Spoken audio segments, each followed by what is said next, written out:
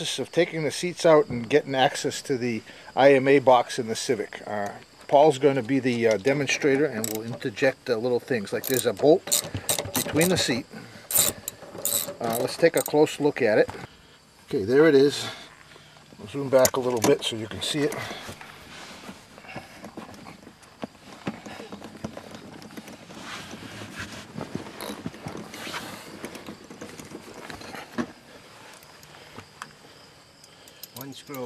One screw. And now, basically, you lift the front of the seat with a lot of force, unhook it, and your seat is now loose. Okay. Now that we hit that out, you'll notice that way in a corner over there is another 10mm bolt. And then right on this corner, we've got an additional one. So once those are out, we'll show you the procedure to get the rest of the seat out.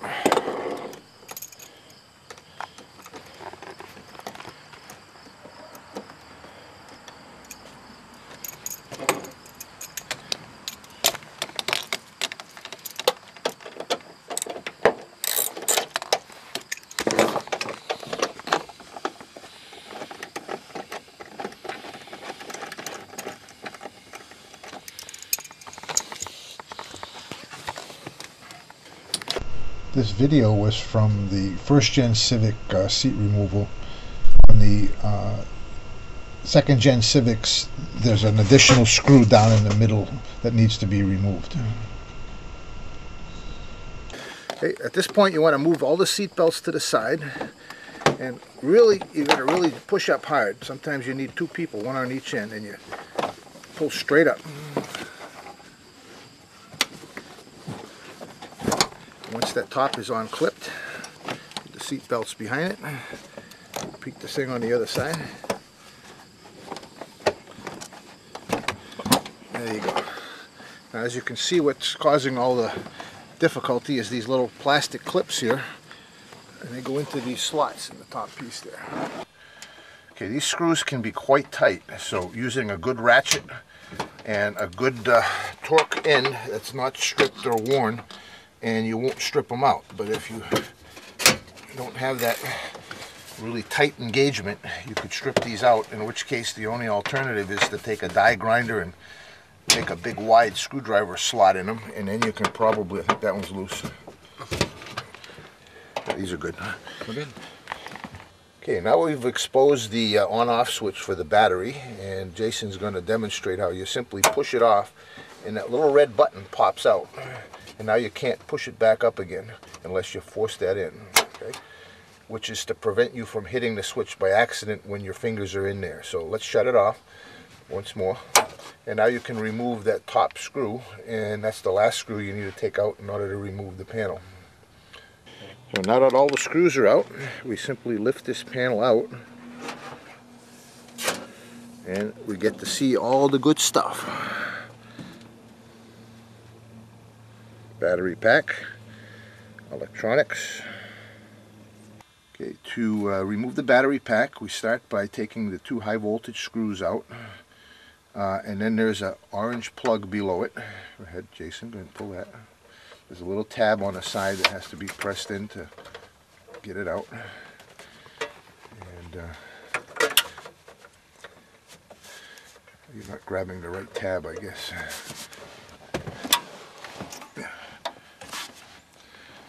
One. Yeah. Damn it. I got it out with one hand. Yeah. Wow. And then that one's got a little one. My video's going to crap here. Okay, so the bottom one's got one on the inside, and there you go. Okay, so that's pretty much all the wires that have to be removed from the battery. Now we're going to take out the mounting screws. These things can be quite tight. They're 12mm bolts.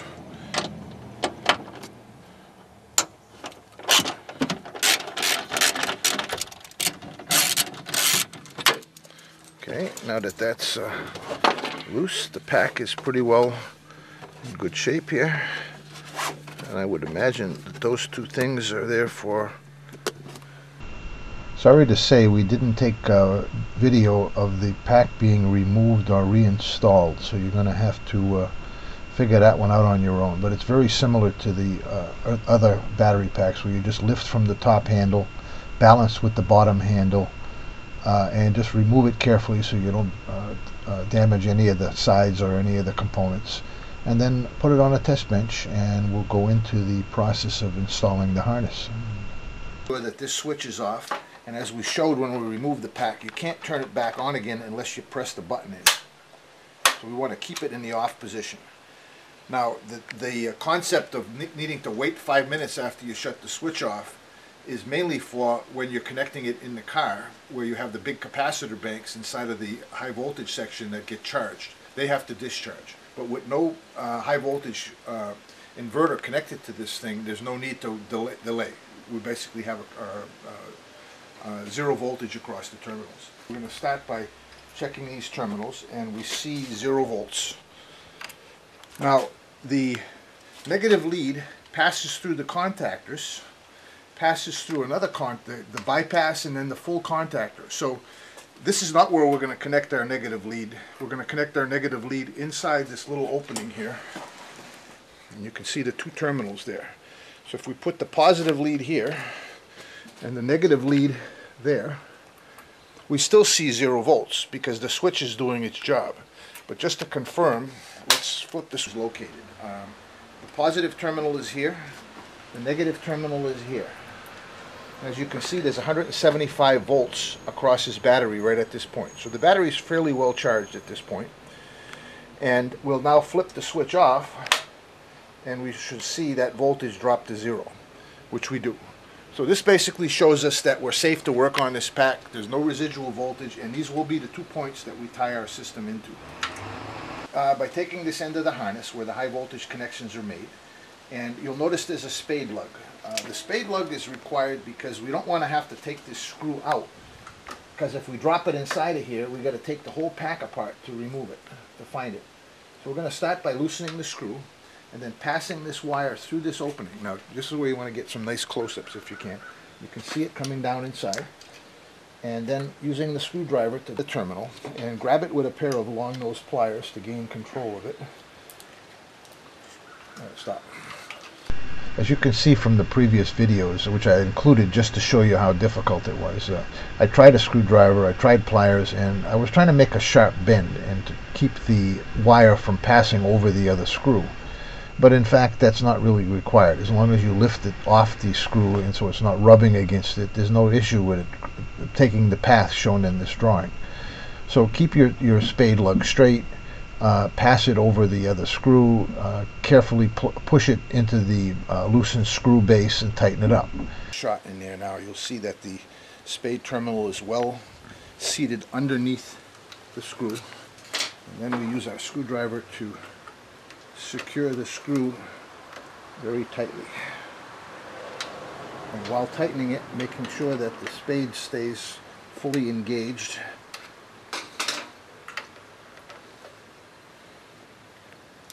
And then give it a... Now this is where it's important to have a screwdriver with a tip that matches the screw. If your screwdriver wobbles like this when you go to turn the screw, it means it's too small a screwdriver. You'll end up stripping out the screwdriver or not getting as tight as you need to do. This needs to be as tight as you can get it. Next stage, you have this little fuse holder. Now these harnesses use a special 3-amp fuse that's ceramic. It's got rated for 400 volts DC, so it will break this circuit even up to 10,000 amps. So you can get in an accident, short your harness out, and the fuse will blow, and there won't be any smoke or fire or flames or anything that'll get you in trouble. Now conveniently, they happen to have a nice little access hole right here. And I put a little piece of tape over it just so that there's no danger of abrasion rubbing through this. But everything here is at the same potential. So basically this is all at the positive battery potential. So even if it did short it, it wouldn't hurt it. It just might bypass the fuse. And at this point, just to keep things in place, let's just put one of the little screws in, just finger tight so it doesn't fall out on us. And then when we go to put the actual wires on, we'll remove this screw and make the final termination. So that takes care of the high voltage connections. And we're going to feed this wire into this for protection. And just lay this right down like this. Plenty of room for it. Now we're going to rotate the pack around and install the temperature probes. Now the temperature probes want to measure the inlet and the outlet temperature of the battery. And this is the board that does it. These two probes are the inlet and outlet. Now it turns out this part here is the outlet. And what we're going to do is we're going to put this board right there. Install it right there. And just run this wire out. Now you notice it doesn't interfere with the airflow at all. The key here is we don't want to change the amount of air passing through the pack at all. So we put this in a position where it's in a blind or a shadow of the airflow anyways. And the install of this is to simply use a couple of tie wraps. And because the thing is curved, you have to pre-bias the tie wrap into a curve. And let's just get this out of the way for the moment and we'll feed this through. So there's number one, and then we help the tie wrap make the corner, and there's number two. If you don't put enough curve, it goes the wrong way. And we don't want that.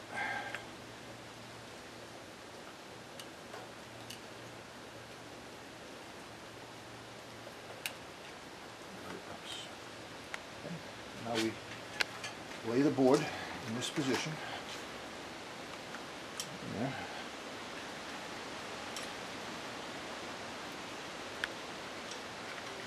Now you just want to make sure you don't tighten the tie wrap up in a spot that's going to be crushing any components. Actually, I think I might want to go right over the wires. Let me just put one probe through here. Put it in position and then secure it.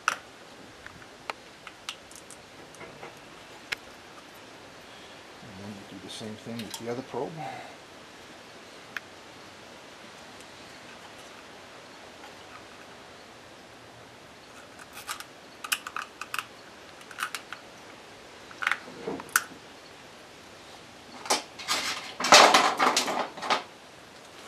Now that board is very secure. There's no components that can cause any battery issues, and we still have the full airflow coming out of the pack. Now this is the inlet probe that needs to be on the other side of the pack, and we've determined the best way to get over there is to remove this little plastic cover. And this plastic cover is held on by tiny little insertable things. Now let's stop for a second. Here we go, rolling. Ready? Okay. Now this is foam cover is on the back side of the battery pack, and that's the thing that's against the metal backing. So what we're going to do is we're going to use this upholstery removal tool that I'll be happy to supply to pull out these guys. And be careful it's not windy when you do this, because this stuff is very lightweight, and if you get a good gust of wind it's going to go flying. Same thing on this side. Turns out on this battery they eliminated most of the structure and let the batteries and a few pieces of plastic do all the work. So it's nowhere near as rugged a pack as the older ones. Okay, so pull this off. And you'll notice there's letters on this, so you don't mix them up because each one has a specific place. So we're going to place them in their place.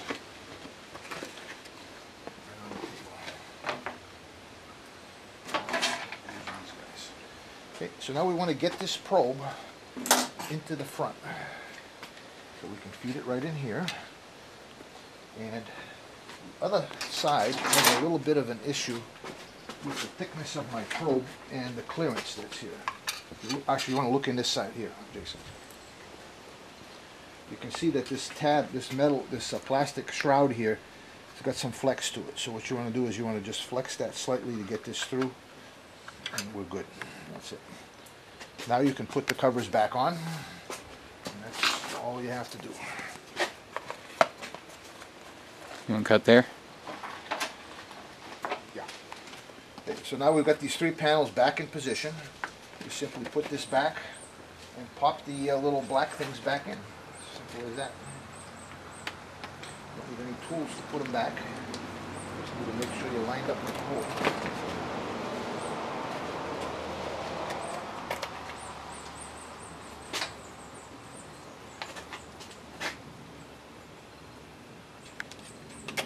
And if you put the piece down and forget how it goes, you've got right, center, and left for those inserts.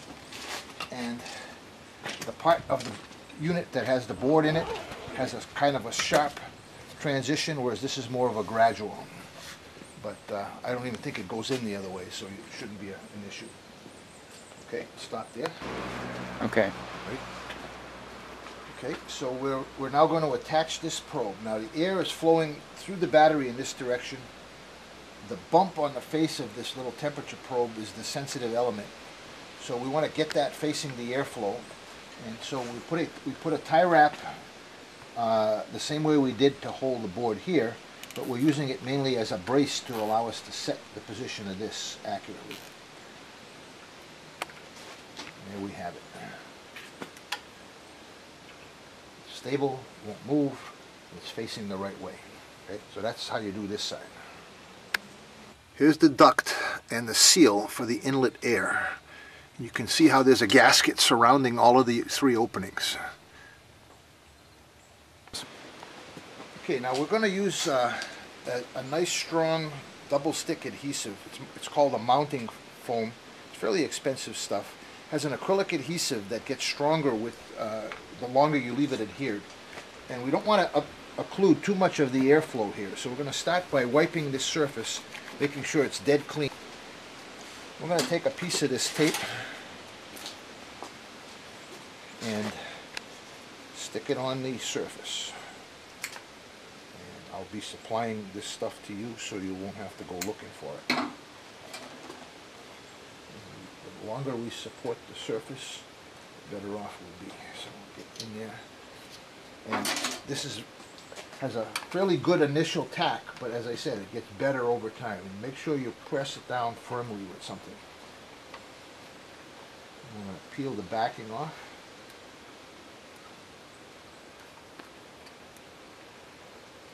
Which works better if you have fingernails. Now, because the air is flowing in this way, we want to do the exact opposite of what we did last time. We want to make this thing basically face outward like this.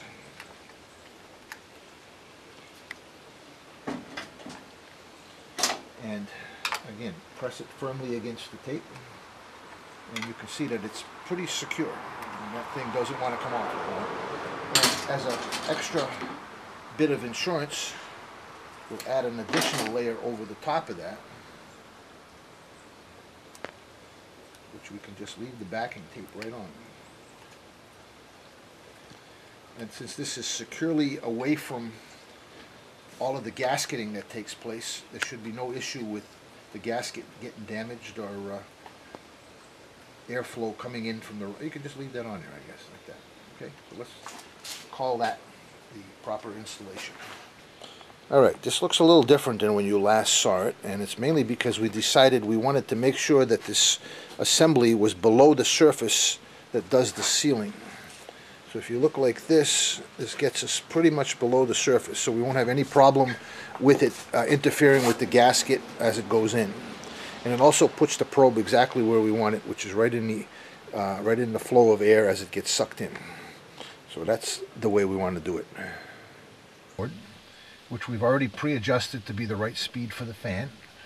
And we'll route these wires this way, and this tie wrap holds it in place. So you fish that through this opening here first, slide the board in,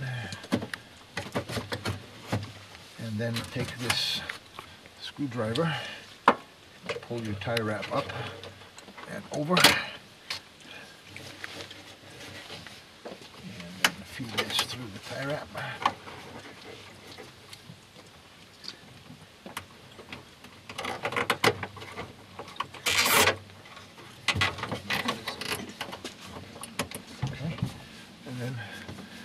the excess off.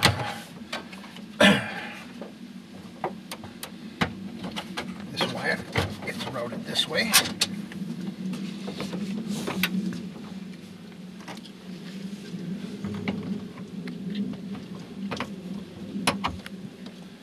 Okay, stop there for a second. Okay, to finish the installation, we have to connect to the blower, which is behind this assembly, way back there. But fortunately, the connector is right here. So if you push this little tab, you can pull this connector out. And it's taped up with black tape. And the trick with black tape is to find the last wrap so that you can unwrap it without fighting the tape as you unwrap it. So a good way to start is to, first of all, let's remove this bracket. And there's another clip right here. There's a plug going in here.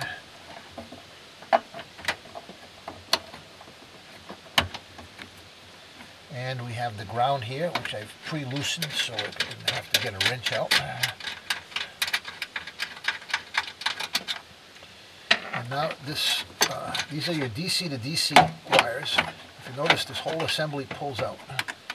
Now, to release this clamp, grab it with a pair of vice grip pliers and squeeze the sides, and it just pops right out nicely if you do it right. If you do it wrong, it doesn't come out at all.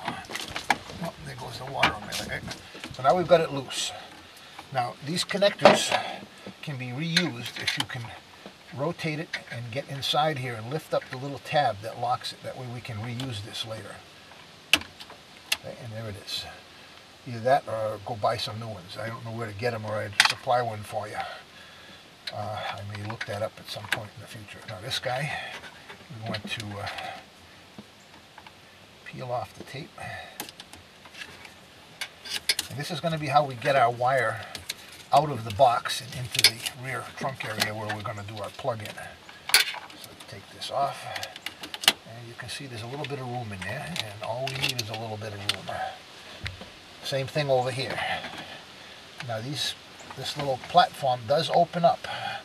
You can raise these little things and unclip it like this. And then we want to remove the tape again. Now the reason we're doing this is not because we want to mess up the beautiful tape job they did, but because we want to get access to these 5 fans. You peel this off, and now we have access to the fan control board. Has a special adapter cable that we slide through here, and it gives us the input and output connections to the relay that controls the fan from the grid charger.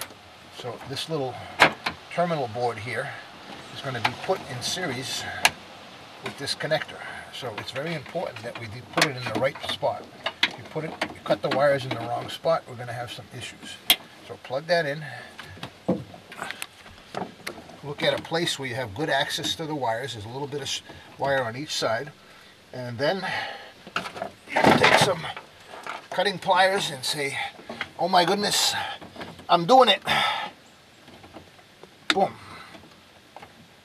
Boom. Boom and boom. Okay. Now we're going to strip the ends of the wire. You can use a wire stripper, or if you're careful, you simply take a pair of pliers. You want to strip off a good 1/8 of an inch or 3/16.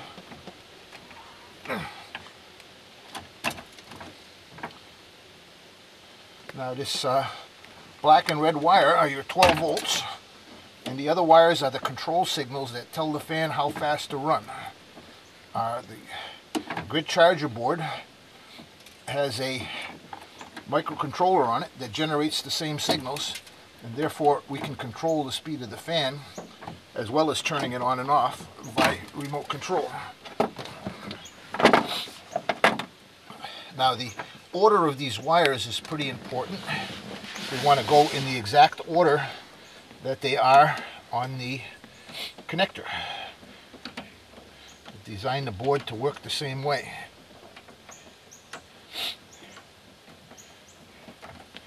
So take the red wire, which is the top one, and in this case we can remove this, give us a little better access.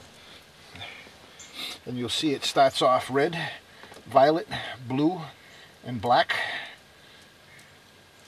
And we will insert the wires one at a time, making sure we keep all the strands in the connector and that you're securely attached.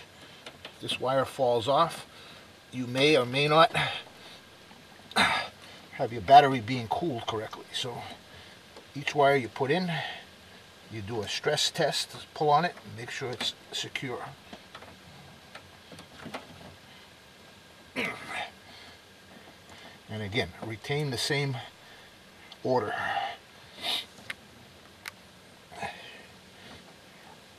Now, if you have to ever pull the battery out and you need to remove the harness, you have to put these wires back together again. And I have another circuit just like this that just has jumpers across it that you can use to put the wires back together again. And when you want to put your grid charger back in, you simply replace that one with this one.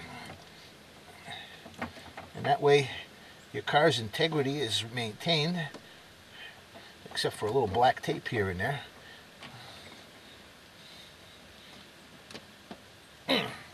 Okay, secure.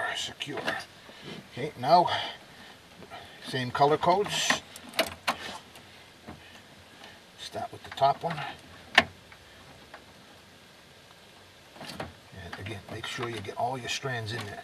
I've got to get another position here because I'm killing myself here.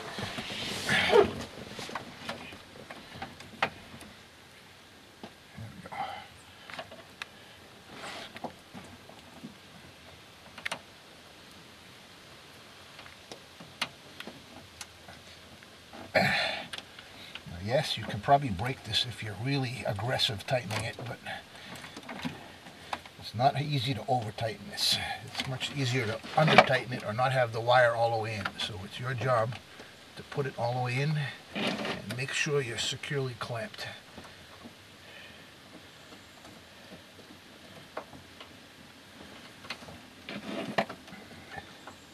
You see what I'm doing, or is the light just in the wrong spot?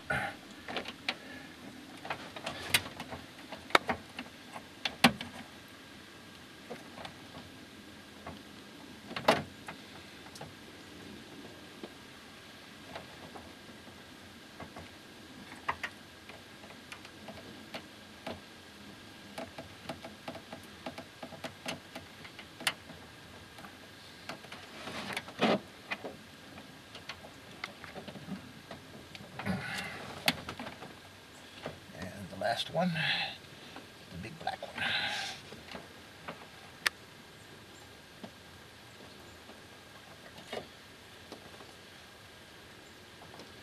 So that wasn't so painful.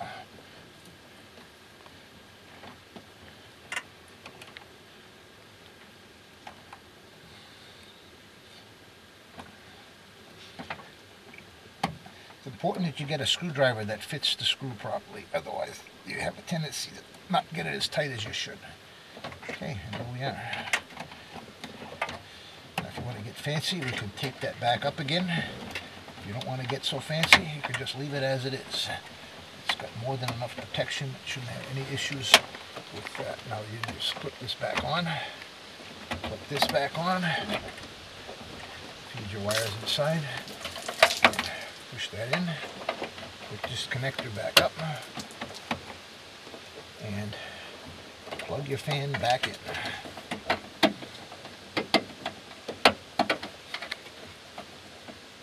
You can't see what I'm doing here.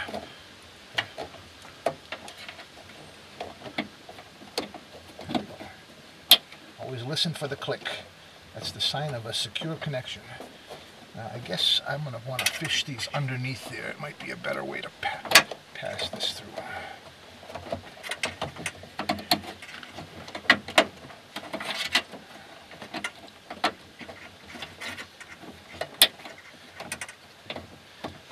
Just kind of route it right there, and you're good to go.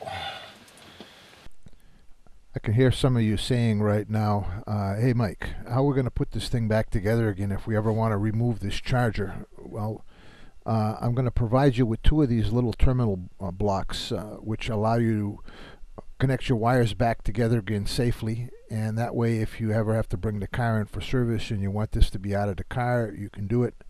And then you simply take this out and put the adapter back in again, same for the fan, and you're back in business. Okay, so now with these 2 wires sitting in there, we want to bring the rest of the harness over.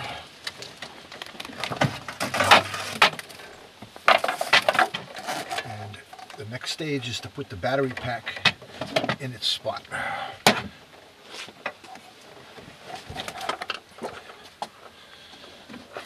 So this battery has little clips on the bottom end that support it so that it doesn't drop down too far. And it is a little bit cumbersome to lift, especially if you're kneeling on a lousy surface like I am. They provide 2 handles. So here's a handle here, Dan, and there's another one here. I don't know which is the better one for you. And it isn't that heavy. Ready?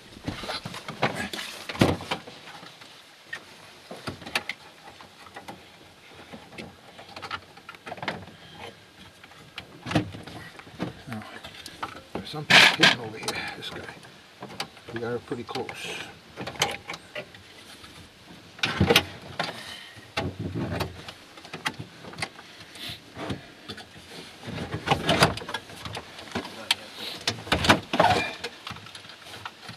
Now those little clips have to be in position.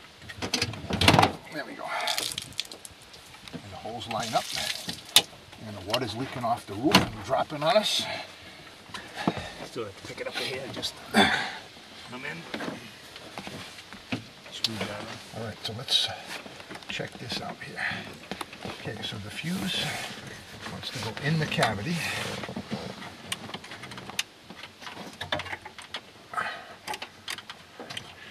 Go all the way in, so no problem.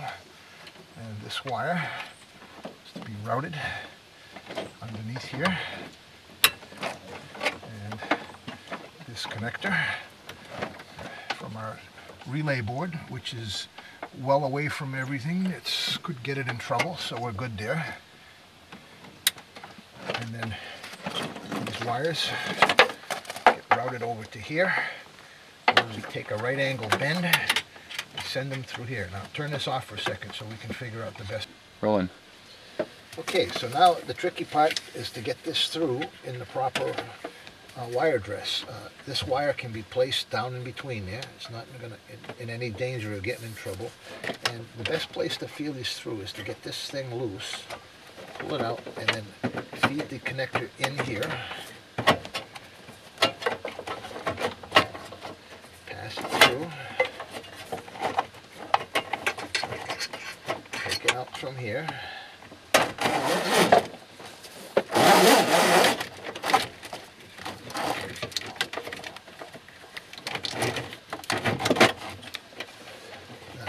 Wire, the orange loom is protecting the high voltage wires, so it's really not too important where you run them.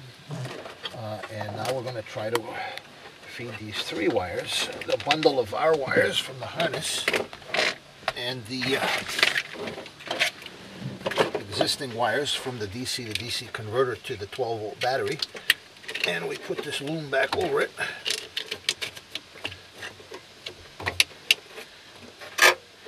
How you bundle these wires together will determine how big this loom is when it's passing through, and it is possible to get it to be just about the size it was, give or take a fraction of an inch. Once you do that, make sure this wire can reach where it needs to go, and tape it back up.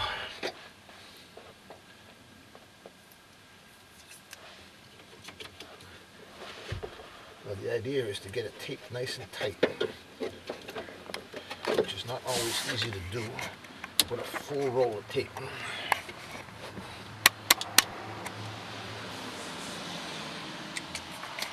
Let's start up here.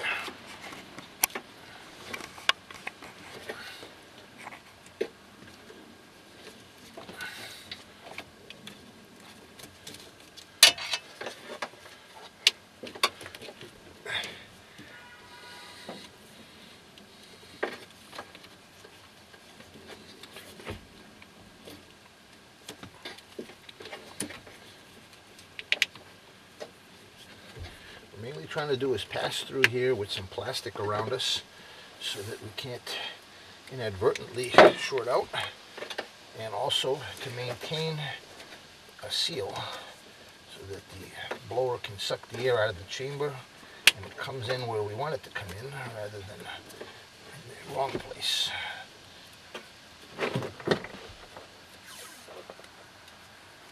Let's do the tail here.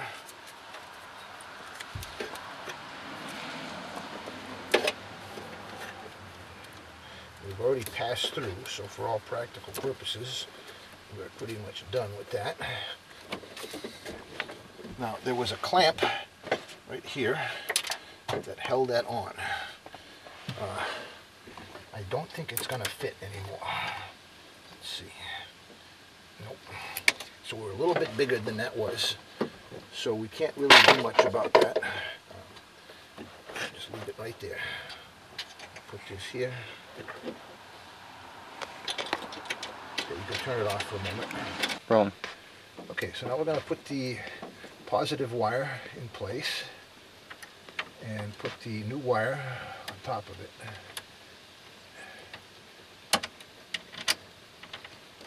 Always start the screws and make sure they're not cross-threaded when you put them in, because if that got cross-threaded, you'd have a serious issue that you wouldn't be able to resolve easily.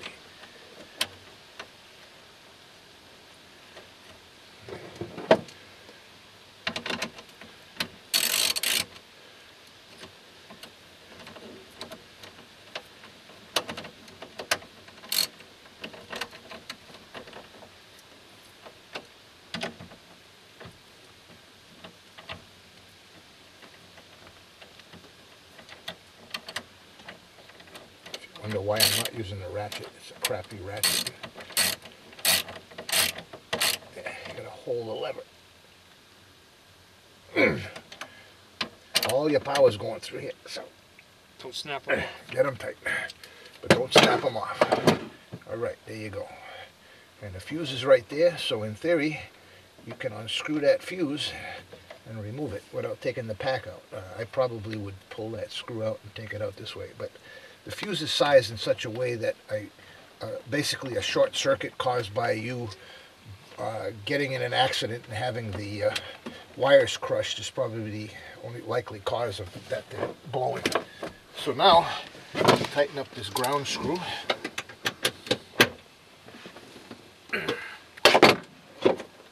And that's there, that's there. This is secure, not touching anything. These wires are out of the way. Not in danger of shorting against anything.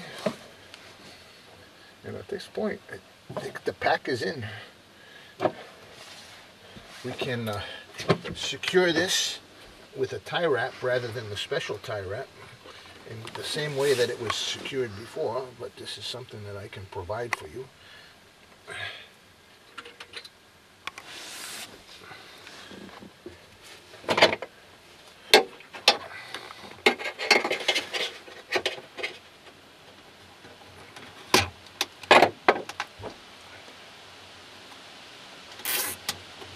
This will hold it in its slot. Make a little better job.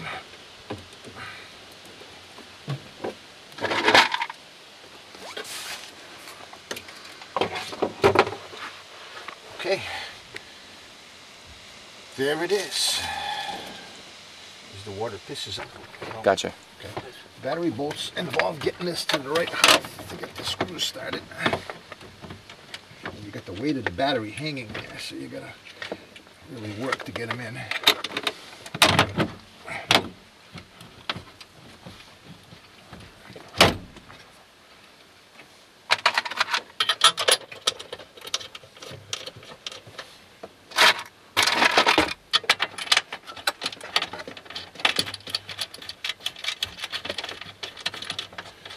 Find the 12 wrench.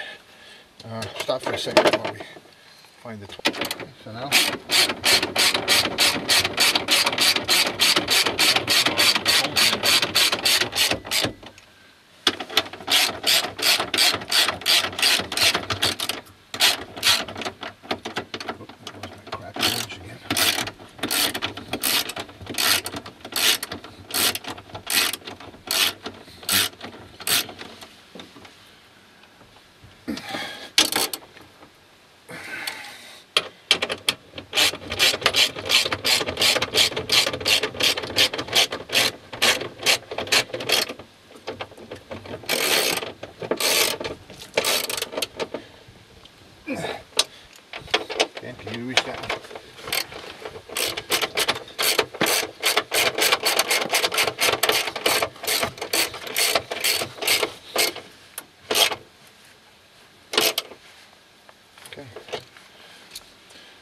So the pack is now mounted, and the next thing to do is to run this cable to the back.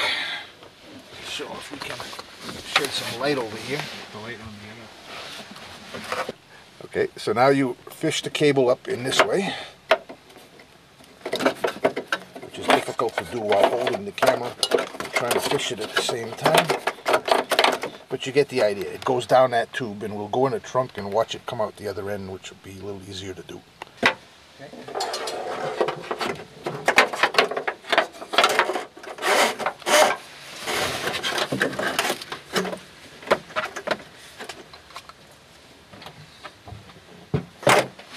Okay, and now we will route the wire up over the duct, through the hole, and get ready to attach it to the panel. Okay, so I provide a template for you to drill this hole. We've already drilled the hole, so we won't bother showing you that. But basically, you place the template on here. This material is kind of a gooey, rubbery type material, so it's difficult for the drill to go straight. So what I'd recommend is that you put a piece of wood or some other fairly hard material underneath it. Use a prick punch to make a very accurate center hole where the crosses on the template are. And then use a very small drill at first to drill the center hole, and then expand it to a 30 seconds drill, which is what's required to mount the thing. And then the center drill is a 7/8 drill, which the step drill still works on. But it's not an easy material to drill accurately, so be careful and take your time. And confirm that the harness mounts to it before you start trying to put it in, because if you wait until you start putting the screws in to discover that your holes are too small or they're crooked, you're going to have a problem. You won't be able to do it. That's warning you to not stick your fingers in the jack. Now, there should be enough slack to this cable so that you can put it in here without getting too close to the wire here.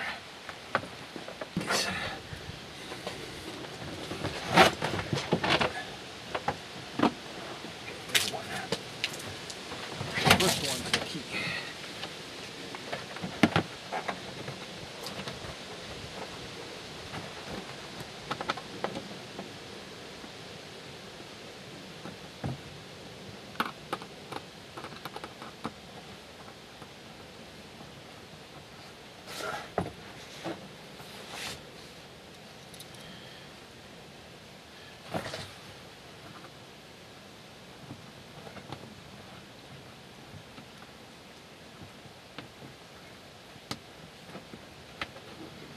It's the kind of stuff you do in the daytime when you can see. It's not a left-handed operation for a right-handed guy. You probably can't see shit, which I'm doing right now. This is the wrong screwdriver. Stop. Okay, here's the finished connector in place. I don't think you can read. There you go. All right. A little bit of a pain in the butt, but it's there. So now let's put the upholstery back in and see how that works. Okay, by now you should have put all your upholstery back in again. You should have your seat back in, your IMA box closed up, your battery reconnected, your 12-volt, your IMA switch turned on, the cover replaced, and your car could all be back together now. Now you're ready to do a charge, and you plug your charger in, leave it sit on the trunk floor, and you're ready to go. The trunk in the Civic has a light that will stay on if your trunk latch is unlatched. And you're going to want to keep some air circulating in this trunk, so you probably want to lock this thing so that the light goes out. So this is a picture of the trunk latch in its open position. This is right as you open the trunk. The light will be on when it's in this condition. To turn out the light, you basically just take a screwdriver and push the latch up just as though you were closing the trunk. And what this will do is turn the light out and make it so that the trunk will no longer latch. But you can keep it in this condition while you're doing your charge. Put a small block of wood to prop the trunk up ever so slightly so some air can get in there, and you should be good to go. When you're all done charging and you want your trunk to work normally again, simply take your key and open the trunk like you normally would, and the latch will pop back out again, and then you can close your trunk as normal. Simple as that. So remember to use your charger carefully. It's a high voltage device. You don't want to leave it in there when it's raining or snowing or where condensation is going to get things wet. It just isn't worth the chance that something could go wrong. You also need to make sure that you're selecting the profile for a second gen Civic rather than a first gen, because the voltage of this battery is a little higher. So good luck with your charger, and hope it helps your battery. And that's the end of this video.